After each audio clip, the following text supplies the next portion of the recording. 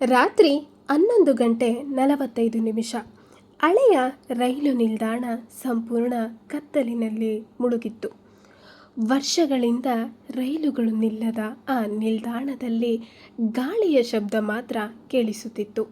ಮುರಿದ ಬೆಂಚುಗಳು, ಕಳೆಬೆಳೆದ ಹಳಿಗಳು, ಗೋಡೆಯ ಮೇಲೆ ನೇತಾಡುತ್ತಿದ್ದ ಹಳೆಯ ಗಡಿಯಾರ ಎಲ್ಲವೂ ಒಂದು ವಿಚಿತ್ರ ಭಯವನ್ನು ಮೂಡಿಸುತ್ತಿದ್ದವು. ಅನನ್ಯ ಒಬ್ಬಳೇ ನಿಲ್ದಾಣಕ್ಕೆ ಬಂದಿದ್ದಳು. ಅವಳ ಕೈಯಲ್ಲಿ ಒಂದು ಸಣ್ಣ ಟಾರ್ಚ್, ಹೃದಯದಲ್ಲಿ 1000 ಪ್ರಶ್ನೆಗಳು. ಗಡಿಯಾರ ನೋಡಿದಳು. 11:46. ಇನ್ನೊಂದು ನಿಮಿಷ. ಅವಳು ತನ್ನನ್ನು ತಾನೇ ಸಮಾಧಾನಪಡಿಸಿಕೊಂಡಳು. ಯಾರೇ ಇರಲಿ, ಇಂದು ಸತ್ಯ ತಿಳಿದುಕೊಳ್ಳಬೇಕು. ಅಷ್ಟರಲ್ಲಿ ದೂರದಲ್ಲಿ ರೈಲಿನ ಸದ್ದು ಕೇಳಿಸಿತು. ಅನನ್ಯ ಬೆಚ್ಚಿಬಿದ್ದಳು. ಇಲ್ಲಿ ರೈಲು ಬರುವುದಿಲ್ಲ ಅಲ್ವಾ? ಸದ್ದು ನಿಧಾನವಾಗಿ ಹತ್ತಿರವಾಗುತ್ತಿತ್ತು. ಆದರೆ ಹಳಿಗಳ ಮೇಲೆ ಯಾವುದೇ ರೈಲು ಕಾಣಿಸಲಿಲ್ಲ. ಅದು ರೈಲಿನ ಸದ್ದಲ್ಲ. ಯಾರೋ ಹಳೆಯ ರೈಲು ಹಳಿಯ ಮೇಲೆ ನಡೆದುಕೊಂಡು ಬರುತ್ತಿದ್ದರು. ಅನನ್ಯ ಟಾರ್ಚ್ ಬೆಳಗಿಸಿದಳು. ದೂರದಲ್ಲಿ ಒಬ್ಬ ವ್ಯಕ್ತಿಯ ನೆರಳು ಕಾಣಿಸಿತು. ಅವಳು ಒಂದು ಹೆಜ್ಜೆ ಹಿಂದೆ ಸರಿದಳು. ಯಾರು? ಆ ವ್ಯಕ್ತಿ ನಿಂತ. ನೀನು ಅನನ್ಯನಾ? ಹೌದು, ನೀವ್ಯಾರು? ಅವನು ಇನ್ನೂ ಕತ್ತಲಲ್ಲೇ ನಿಂತಿದ್ದ. ನನ್ನ ಹೆಸರು ಅರ್ಜುನ್. ನನಗೆ ನಿಮ್ಮ ಪರಿಚಯವೇ ಇಲ್ಲ. ನಿನಗೆ ಇರಬಾರದು. ಅನನ್ಯಳ ಮುಖ ಬದಲಾಯಿತು. ಹಾಗಾದರೆ ನನ್ನನ್ನು ಇಲ್ಲಿಗೆ ಏಕೆ ಕರೆಸಿದ್ದೀರಿ? ಅರ್ಜುನ್ ನಿಧಾನವಾಗಿ ಮುಂದೆ ಬಂದ. ಅವನ ಕೈಯಲ್ಲಿ ಒಂದು ಹಳೆಯ ಫೈಲ್ ಇತ್ತು. 5 ವರ್ಷಗಳ ಹಿಂದೆ ಆದಿತ್ಯ ಕಾಣೆಯಾದ ಪ್ರಕರಣದ ಬಗ್ಗೆ ನನಗೆ ಕೆಲವು ವಿಷಯಗಳು ಗೊತ್ತಿವೆ. ಅನನ್ಯಳ ಕಣ್ಣುಗಳು ದೊಡ್ಡದಾದವು. ಆದಿತ್ಯ ಎಲ್ಲಿದ್ದಾನೆ? ಅರ್ಜುನ್ ಮೌನವಾಗಿದ್ದ. ನಾನು ಕೇಳಿದ್ದು ಅದನ್ನೇ. ನನಗೆ ಗೊತ್ತಿಲ್ಲ. ಸುಳ್ಳು. ಅನನ್ಯ ಕೋಪದಿಂದ ಕೂಗಿದಳು. ಅರ್ಜುನ್ ಅವಳ ಕಣ್ಣಲ್ಲಿ ನೇರವಾಗಿ ನೋಡಿದ. ಆದಿತ್ಯನನ್ನು ಹುಡುಕುವ ಮೊದಲು ಅವನು ಯಾಕೆ ಕಾಣೆಯಾಗಬೇಕಿತ್ತು ಅನ್ನೋದನ್ನು ತಿಳಿದುಕೋ. ಅನನ್ಯ ನನಗೆ ಅರ್ಥವಾಗುತ್ತಿಲ್ಲ ಎಂದು ಹೇಳಿದಳು. ಅರ್ಜುನ್ ಫೈಲ್ ತೆರೆದ. ಅದರೊಳಗೆ ಒಂದು ಹಳೆಯ ಫೋಟೋ ಇತ್ತು. ಅದೇ ಫೋಟೋ. ಆದಿತ್ಯ ಮತ್ತು ಅವನ ಅಣ್ಣನ ಫೋಟೋ. ಅನನ್ಯ ಫೋಟೋವನ್ನು ನೋಡಿದಳು. ಇವನ ಬಗ್ಗೆ ಹೇಳಿ. ಅರ್ಜುನ್ ನಿಧಾನವಾಗಿ ಹೇಳಿದ. ಇವನು ಆದಿತ್ಯನ ಅಣ್ಣ ಅಭಯ್. ಅವನೂ ಕೂಡ ಕಾಣೆಯಾಗಿದ್ದಾನೆ ಅಂತ ರಾಘವೇಂದ್ರ ಹೇಳಿದರು. ಅದು ಸತ್ಯವಲ್ಲ. ಅನನ್ಯ ಬೆಚ್ಚಿಬಿದ್ದಳು. ಏನು? ಅಭಯ್ ಕಾಣೆಯಾಗಿರಲಿಲ್ಲ. ಹಾಗಾದರೆ? ಅರ್ಜುನ್ ಕೆಲವು ಕ್ಷಣ ಮೌನವಾಗಿದ್ದ. ಅವನನ್ನು ಯಾರೋ ಕೊಲೆ ಮಾಡಲು ಪ್ರಯತ್ನಿಸಿದ್ದರು. ಅನನ್ಯಳ ಕೈಯಿಂದ ಫೋಟೋ ಜಾರಿತು. ಯಾರು? ಅದು ನನಗೆ ಗೊತ್ತಿಲ್ಲ. ಹಾಗಾದರೆ ನಿಮಗೆ ಏನು ಗೊತ್ತು? ಅರ್ಜುನ್ ಫೈಲ್ನಿಂದ ಮತ್ತೊಂದು ಕಾಗದ ತೆರೆದ. ಈ ಪತ್ರವನ್ನು ಆದಿತ್ಯ ನನಗೆ ಕೊಟ್ಟಿದ್ದ. ಅನನ್ಯ ಪತ್ರವನ್ನು ಕಸಿದುಕೊಂಡಳು. ಅದರ ಮೇಲೆ ಬರೆಯಲಾಗಿತ್ತು. ಅರ್ಜುನ್, ನನ್ನ ಮೇಲೆ ಏನಾದರೂ ಆಗಿದ್ದರೆ ಅನನ್ಯಳನ್ನು ನಂಬು. ಆದರೆ ಅವಳಿಗೆ ಎಲ್ಲವನ್ನೂ ಒಂದೇ ಬಾರಿ ಹೇಳಬೇಡ. ಅನನ್ಯ ಪತ್ರವನ್ನು ಓದುತ್ತಲೇ ನಿಂತಳು. ಆದಿತ್ಯ ನಿಮಗೆ ನನ್ನ ಬಗ್ಗೆ ಯಾಕೆ ಬರೆದಿದ್ದ? ಅರ್ಜುನ್ ಉತ್ತರಿಸುವ ಮುನ್ನ ಹಿಂದಿನಿಂದ ಒಂದು ಧ್ವನಿ ಕೇಳಿಸಿತು. ಏಕೆಂದರೆ ಅವನಿಗೆ ನಿನ್ನ ಮೇಲೆ ನಂಬಿಕೆ ಇತ್ತು. ಅನನ್ಯ ತಕ್ಷಣ ಹಿಂದಕ್ಕೆ ತಿರುಗಿದಳು. ವಿಕ್ರಮ್. ಅವನು ನಿಲ್ದಾಣದ ಕತ್ತಲಿನಿಂದ ಹೊರಬಂದ. ಅನನ್ಯಳ ಮುಖದಲ್ಲಿ ಕೋಪ. ನೀನು ಇಲ್ಲಿಗ್ಯಾಕೆ ಬಂದೆ? ನಿನ್ನನ್ನು ಒಬ್ಬಳೇ ಕಳಿಸೋದು ಸರಿಯಲ್ಲ ಅಂತ ಬಂದೆ. ನನ್ನನ್ನು ಹಿಂಬಾಲಿಸಿದ್ದೀಯಾ? ಹೌದು. ನಿನಗೆ ನನ್ನ ಮೇಲೆ ನಂಬಿಕೆ ಇಲ್ಲವೇ? ವಿಕ್ರಮ್ ನಗಲಿಲ್ಲ. ನನಗೆ ನಿನ್ನ ಮೇಲೆ ನಂಬಿಕೆ ಇದೆ. ಅವನು ಅರ್ಜುನ್ ಕಡೆ ನೋಡಿದ. ಆದರೆ ಅವನ ಮೇಲೆ? ಇಲ್ಲ. ಅರ್ಜುನ್ ಶಾಂತವಾಗಿ ಕೇಳಿದ. ನನ್ನನ್ನು ನೀನು ಮೊದಲೇ ಗೊತ್ತಿರುವ ಹಾಗೆ ಮಾತನಾಡುತ್ತಿದ್ದೀಯಲ್ಲ? ವಿಕ್ರಮ್ ಕೆಲವು ಕ್ಷಣ ಮೌನವಾಗಿದ್ದ. ನಿನ್ನನ್ನು ಗೊತ್ತಿಲ್ಲ ಅಂತ ಹೇಳಿದರೆ ಸುಳ್ಳಾಗುತ್ತದೆ. ಅನನ್ಯ ಇಬ್ಬರನ್ನು ನೋಡಿದಳು. ನೀವು ಇಬ್ಬರು ಒಬ್ಬರನ್ನೊಬ್ಬರು ಏಕೆ ಗೊತ್ತು?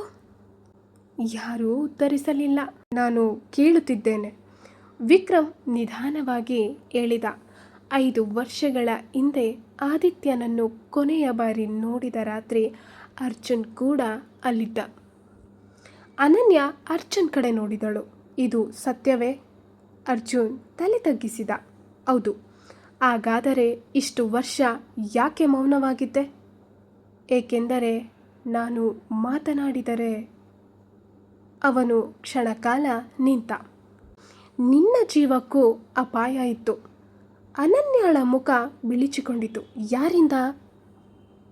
ಅರ್ಜುನ್ ಉತ್ತರಿಸುವ ಮುನ್ನ ನಿಲ್ದಾಣದ ಹಳೆಯ ಲೈಟ್ ಏಕಾಏಕಿ ಆರಿತು. ಸಂಪೂರ್ಣ ಕತ್ತಲೆ. 3 ಜನರು ಮೌನವಾದರು. ಅಷ್ಟರಲ್ಲಿ ಹಳೆಯ ಇನ್ನೊಂದು ಬದಿಯಿಂದ ಒಂದು ಹೆಣ್ಣಿನ ಧ್ವನಿ ಕೇಳಿಸಿತು. ಅನನ್ಯ. ಅನನ್ಯಳ ಹೃದಯದ ಬಡಿತ ಹೆಚ್ಚಾಯಿತು. ಮೀರಾ? ಯಾವುದೇ ಉತ್ತರ ಬರಲಿಲ್ಲ. ವಿಕ್ರಮ್ ತಕ್ಷಣ ತನ್ನ ಮೊಬೈಲ್ ಟಾರ್ಚ್ ಬೆಳಗಿಸಿದ. ಯಾರೂ ಇರಲಿಲ್ಲ. ಆದರೆ ನೆಲದ ಮೇಲೆ ಒಂದು ಸಣ್ಣ ಕವರ್ ಬಿದ್ದಿತ್ತು. ಅನನ್ಯ ಅದನ್ನು ತೆಗೆದುಕೊಂಡಳು. ಅದರ ಮೇಲೆ ಬರೆಯಲಾಗಿತ್ತು, ನೀನು ತಪ್ಪು ವ್ಯಕ್ತಿಯನ್ನು ಹುಡುಕುತ್ತಿದ್ದೀಯಾ? ಅವಳು ಕವರ್ ತೆರೆದಳು. ಒಳಗೆ ಒಂದು ಫೋಟೋ ನೋಡಿದ ಕ್ಷಣ ಅವಳ ಕೈ ನಡುಗಿತು. ಅದು ಅವಳದೇ ಫೋಟೋ. 5 ವರ್ಷಗಳ ಹಿಂದಿನದು. ಆ ರಾತ್ರಿ ಅವಳು ಆದಿತ್ಯನಿಗಾಗಿ ಕಾಯುತ್ತಿದ್ದ ಸಮಯದ ಫೋಟೋ. ಇದು ಯಾರ ಬಳಿ ಇತ್ತು? ಅರ್ಜುನ್ ಫೋಟೋವನ್ನು ನೋಡಿದ. ಅವನ ಮುಖದಲ್ಲೂ ಆತಂಕ ಮೂಡಿತು. ಇದು ಸಾಧ್ಯವಿಲ್ಲ. ಏನು? ಅರ್ಜುನ್ ನಿಧಾನವಾಗಿ ಹೇಳಿದ. ಈ ಫೋಟೋವನ್ನು ತೆಗೆದ ಕ್ಯಾಮರಾ 5 ವರ್ಷಗಳ ಹಿಂದೆ ಪೊಲೀಸರ ವಶದಲ್ಲಿತ್ತು. ವಿಕ್ರಮ್ ತಕ್ಷಣ ಕೇಳಿದ. ಅಂದರೆ? ಅರ್ಜುನ್ ಉತ್ತರಿಸಿದ. ಅಂದರೆ ಯಾರೋ ಪೊಲೀಸ್ ದಾಖಲೆಗಳಿಂದ ಈ ಫೋಟೋವನ್ನು ತೆಗೆದುಕೊಂಡಿದ್ದಾರೆ. ಅನನ್ಯ ರಾಘವೇಂದ್ರನ ಮಾತು ನೆನಪಿಸಿಕೊಂಡಳು. ಅವಳ ಮುಖ ಬದಲಾಯಿತು. ರಾಘವೇಂದ್ರ? ವಿಕ್ರಮ್ ಅವಳ ಕಡೆ ನೋಡಿದ. ಏನು? ಅವನು ಎಲ್ಲವನ್ನೂ ತಿಳಿದಿದ್ದಾನೆ. ಅಷ್ಟರಲ್ಲಿ ದೂರದಲ್ಲಿ ಕಾರಿನ ಹೆಡ್ಲೈಟ್ ಕಾಣಿಸಿತು. ಒಂದು ಕಪ್ಪು ಕಾರು ನಿಲ್ದಾಣದ ಮುಂದೆ ನಿಂತಿತ್ತು. ಬಾಗಿಲು ತೆರೆದಿತು. ಯಾರೋ ಕೆಳಗಿಳಿದರು. ಅನನ್ಯ ಟಾರ್ಚ್ ಬೆಳಕನ್ನು ಅವರ ಮುಖದ ಮೇಲೆ ಹಾಕಿದಳು. ಅವಳ ಉಸಿರು ನಿಂತಂತಾಯಿತು. ಅದು ರಾಘವೇಂದ್ರ. ಅವನು ನಿಧಾನವಾಗಿ ಅವರ ಕಡೆ ನಡೆದುಕೊಂಡು ಬಂದ. ನೀವು ಮೂವರು ಇಲ್ಲಿ ಇರಬಾರದು. ವಿಕ್ರಮ್ ಮುಂದೆ ಬಂದ. ನೀವು ನಮಗೆ ಏನೋ ಮರೆ ಮಾಡುತ್ತಿದ್ದೀರಾ? ರಾಘವೇಂದ್ರ ಅವನನ್ನು ದಿಟ್ಟಿಸಿ ನೋಡಿದರು. ನಿನಗೆ ಸತ್ಯ ತಿಳಿಯಬೇಕಾ? ಹೌದು. ರಾಘವೇಂದ್ರ ಅನನ್ಯಳ ಕಡೆ ನೋಡಿದರು. ಹಾಗಾದರೆ ಮೊದಲು ಒಂದು ವಿಷಯ ತಿಳಿದುಕೋ. ಅವರು ತಮ್ಮ ಜೇಬಿನಿಂದ ಒಂದು ಹಳೆಯ ಕೀಲಿಯನ್ನು ಹೊರತೆಗೆದರು. 5 ವರ್ಷಗಳ ಹಿಂದೆ ಆದಿತ್ಯ ಕಾಣೆಯಾಗಿದ್ದ ಸ್ಥಳ. ಅವರು ಕೀಲಿಯನ್ನು ಅನನ್ಯಳ ಕೈಗೆ ಕೊಟ್ಟರು. ಆ ಹಳೆಯ ಮನೆ ಅಲ್ಲ. ಅನನ್ಯ ಬೆಚ್ಚಿಬಿದ್ದಳು. ಹಾಗಾದರೆ? ರಾಘವೇಂದ್ರ ನಿಧಾನವಾಗಿ ಹೇಳಿದರು. ಅವನು ಕೊನೆಯ ಬಾರಿ ಇದ್ದದ್ದು ನಿನ್ನ ಮನೆಯಲ್ಲೇ. ಅನನ್ಯಳ ಕೈಯಲ್ಲಿದ್ದ ಕೀಲಿ ನೆಲಕ್ಕೆ ಬಿತ್ತು. ಅವಳ ಕಣ್ಣುಗಳಲ್ಲಿ ಭಯ ತುಂಬಿತ್ತು. ನನ್ನ ಮನೆಯಲ್ಲಿ? ರಾಘವೇಂದ್ರ ತಲೆ ಆಡಿಸಿದರು. ಹೌದು. ಆದರೆ ನಾನು ಆ ರಾತ್ರಿ? ಅವಳ ಮಾತು ಮುಗಿಯುವ ಮುನ್ನ ರಾಘವೇಂದ್ರ ಹೇಳಿದರು. ನಿನಗೆ ಆ ರಾತ್ರಿ ನಡೆದ ಎಲ್ಲವೂ ನೆನಪಿಲ್ಲ ಅನನ್ಯ. ಅವಳು ಬೆಚ್ಚಿಬಿದ್ದಳು. ಏನು? ಆ ರಾತ್ರಿ ನೀನು ನೋಡಿದ ಕೊನೆಯ ವ್ಯಕ್ತಿ ಆದಿತ್ಯನಲ್ಲ. ರಾಘವೇಂದ್ರ ಕ್ಷಣಕಾಲ ಮೌನವಾಗಿದ್ದರು. ನಂತರ ನಿಧಾನವಾಗಿ ಹೇಳಿದರು. ಅದು ನೀನೇ. ಅನನ್ಯಳ ಮುಖದಲ್ಲಿ ಭಯ ಹೆಪ್ಪುಗಟ್ಟಿತು. ಅವಳಿಗೆ ತನ್ನದೇ ನೆನಪುಗಳ ಮೇಲೆ ಮೊದಲ ಬಾರಿಗೆ ಅನುಮಾನ ಮೂಡಿತು. ಆ ರಾತ್ರಿ ನಿಜವಾಗಿ ಏನಾಯಿತು? ಅವಳು ಯಾರನ್ನು ಭೇಟಿಯಾಗಿದ್ದಳು? ಮತ್ತು ಅವಳಿಗೆ ನೆನಪಿಲ್ಲದ ಆ 1 ಗಂಟೆಯಲ್ಲಿ ಏನಾಯಿತು? ಮುಂದಿನ ಭಾಗದಲ್ಲಿ 5 ವರ್ಷಗಳ ಹಿಂದಿನ ಆ ರಾತ್ರಿ ಮತ್ತೆ ನಮ್ಮ ಮುಂದೆ ತೆರೆದುಕೊಳ್ಳಲಿದೆ. ಧನ್ಯವಾದಗಳು.